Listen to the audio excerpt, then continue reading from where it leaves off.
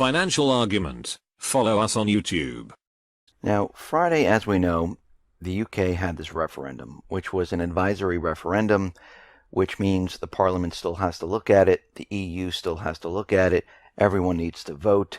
But of course, the central bankers, the elite, they're all at the corporate media, they're all out there saying, oh, this is doom and gloom, everything's falling apart. Now, you have to remember, they always say this every single time people are objecting to their system.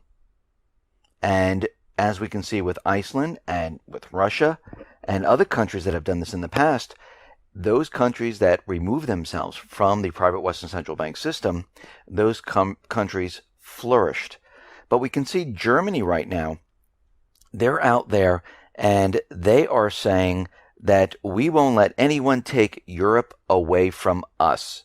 And we see a lot of different countries out there. Of course, it's not the people of the countries, it's the governments, it's those people that are in line with the EU out there saying that they're not going to let this happen. And we know the central bankers, they will come back and attack in many different ways. But we do see many countries like Italy, France, Sweden, Belgium, Poland, Germany, all saying, you know something, maybe we should have an EU referendum, maybe we should vote ourselves away from the EU. And remember, the EU, it's not an elected body, it's not transparent.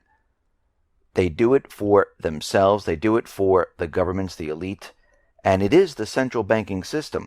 It's not designed to benefit the people. Of course, this is the illusion they give off. And we also have to remember that they're continually pushing the idea that the economy is falling apart. But as we know, the private Western central bank countries, those economies were hurting already with a huge amount of debt throughout Europe. Unemployment is skyrocketing. They do the same manipulation as the United States does. And what we're seeing right now is they're doing whatever they possibly can to try to reverse this referendum. They even are saying that, you know what, let's look at a second EU referendum because the people were a little confused during the first one, and let's have the second one, and they already have like 2 million signatures or so to say let's redo the entire thing. Now, of course, as we know, if this was the other way where people said to remain and people wanted to redo this referendum, they'd be out there saying absolutely not, this is not going to happen.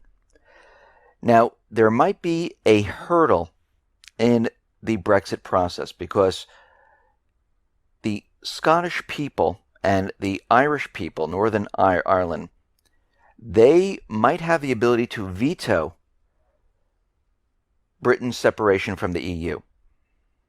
And we see, coming from Sir David Weather, he thought the Scottish Parliament would have to give its consent to measure extinguishing the application of EU law in Scotland.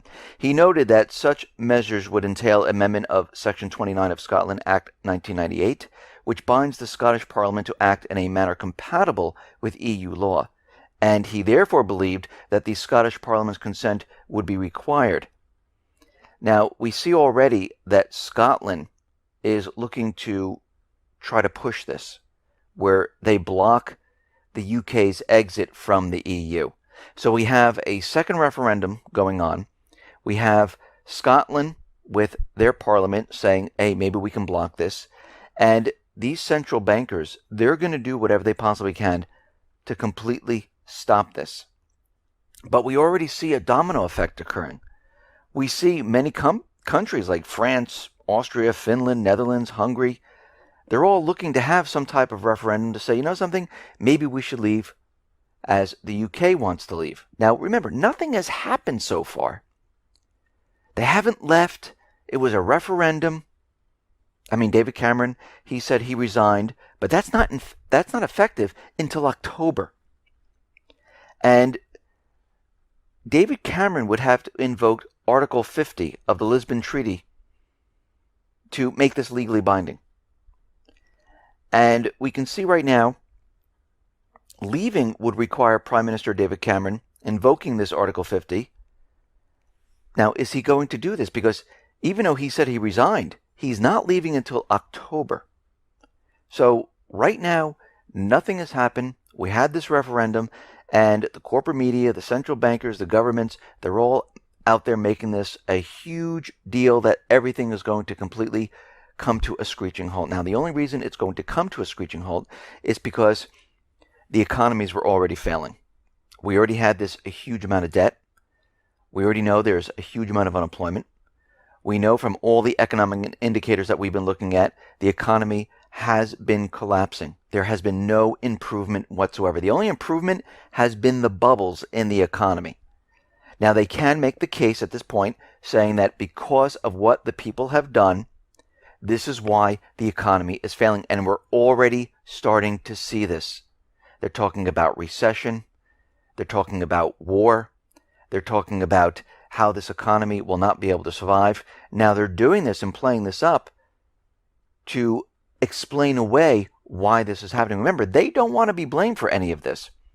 And we already knew that war, we already knew that the economic collapse was already on its way. And they're going to use all of this to blame it on the people. And once they blame it on the people, they're going to say, oh, this country cyber attacked, this person or this group did a physical attack, and you can see how this can play out here. Now, Moody's has already come out saying that they're going to downgrade Britain because of what just happened. So their creditworthiness is at greater risk right now if they leave the European Union. We also know that the TTP, the TTIP, and the rest of these illegal trade deals, they're in jeopardy right now. But something very interesting. The UN's independent expert on the promotion of democratic and equitable international order is assigned the task to apply the standards of international law to propose treaties, to determine whether they're in accord with international law. Now, on Friday, he issued his findings on 3 large proposed treaties, the TTIP, the TISA, and the CETA. And he also said back on February 2nd that when he looked at these trade deals, these treaties between these countries, he said that they're in violation of international law and is inconsistent with democracy. And on his Friday ruling, he came out and said, yes, that still stands. He went through all of it. And he said his findings regarding the proposed Atlantic treaties condemn them by saying trade deals prepared and negotiated in secret, excluding key stakeholders such as labor unions, consumer associations, health professionals, environmental experts, parliaments, the people, and having zero democratic legitimacy, guess what? These are in violation of international law. He further said, disenfranchising the public from participating in this important debate is undemocratic and manifests a profound disregard to people's voices. And he's absolutely right. And especially in this country called the United States, where they're saying we're transparent, we have freedom, we have democracy. Again, we look at our leaders and what do we see? We see the opposite happening. Now, Google, YouTube, Facebook, and other social media, they are out there and they are now starting to block any type of extremist content. And they're doing this using an automated process. Now, basically what they're doing is censoring content. YouTube, Facebook, they're among the sites deploying a system to block and rapidly take down anything that, of course, that has to do with the Islamic State, anything that has to do with extremism, anything that has to do with maybe anti-government. Now, the technology employed, that was originally developed for copyright-protected content, and it looks at like hashes, unique digital fingerprints, and it assigns the videos a specific algorithm.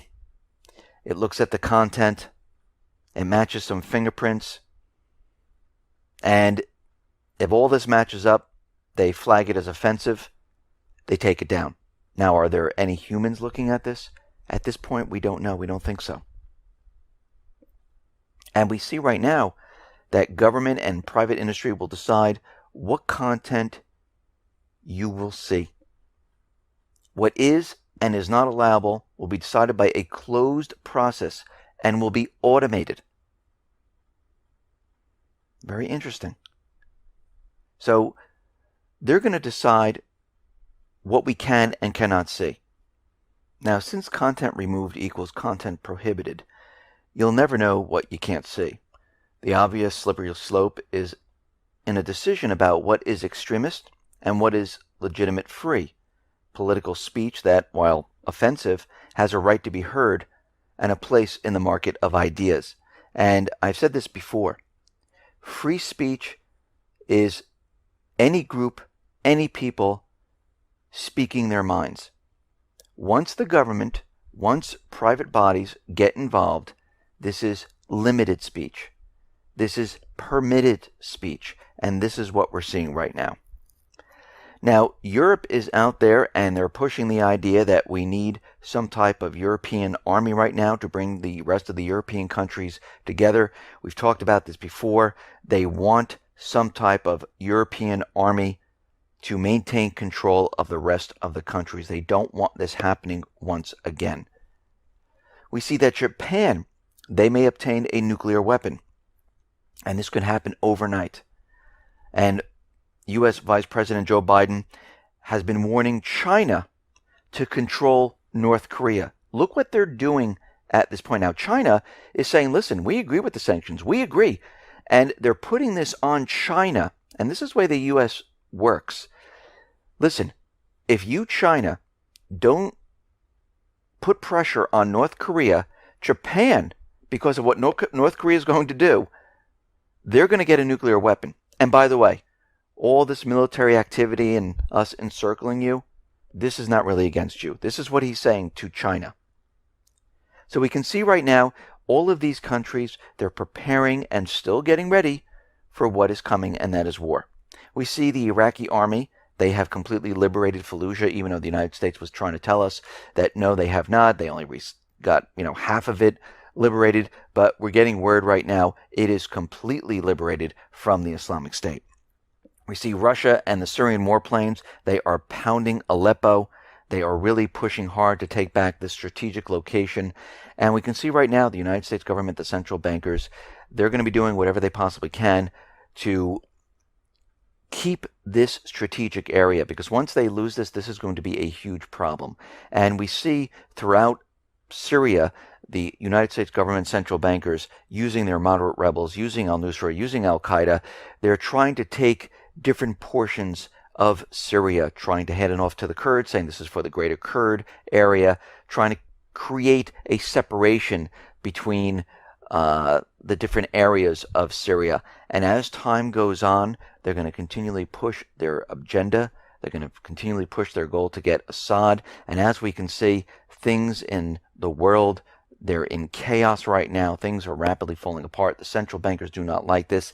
And this is what we have to be nervous about, because this will speed up their agenda and they will push war harder than ever.